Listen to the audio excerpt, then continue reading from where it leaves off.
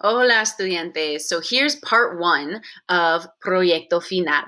So I just want to help explain to you what you're going to do. And in the next video I have for you, I show you my project, okay, that you also need to complete. So I chose the first thing that you're going to do. Number one, número uno. You have to choose un país donde se habla español. So a Spanish-speaking country. So I chose España. So it means you cannot do España. You can do all the other countries in Latino America. Okay. So first, choose a country. If you're stuck, just choose one. Remember, in Latin America, Brazil is not a Spanish-speaking country. Brazil is not a Spanish-speaking country. Okay. Recuérdate.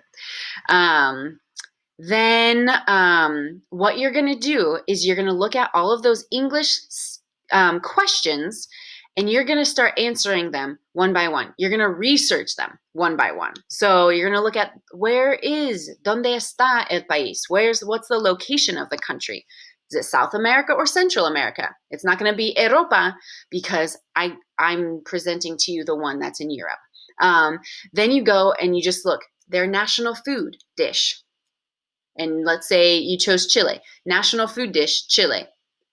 Look that up, get the name of it. That's all you're doing for the first portion. The one that might be the most difficult is who is an indigenous leader within the country. Now, unfortunately, I wasn't able to find like a great indigenous leader in Spain. They have a small population of Basque people. I'm sure that there are really wonderful indigenous leaders in Spain, but I also didn't want you to I don't want you to think about it too much. Like if you're having to research for 20 minutes on one thing, it's too much. It's too much. It should only take 5 minutes. So you're just researching someone who is a public figure or leader of indigenous peoples, or a scholar, anyone that is indigenous, really. And so this is just to correlate and remind us that we have indigenous populations all over the world, and especially in Latino America. Every single country, shares space with indigenous peoples. And I just wanted that to be one of the questions that we went over. So if you absolutely cannot find somebody, it'll be okay. All right. The most fun question, I think, is what are 3 slang words that locals use? And you could just use that. You can just type in slang words in Chile, right? And you might get a video, or you might get a list of things. Whatever you get, just you list them on your PowerPoint, or your poster. You can make a poster, or you can make a PowerPoint that I did. And in the next video, I show you the whole PowerPoint. So then I want you to use my second video to help you answer these questions too, because I have all the sentences here. I have all the sentences.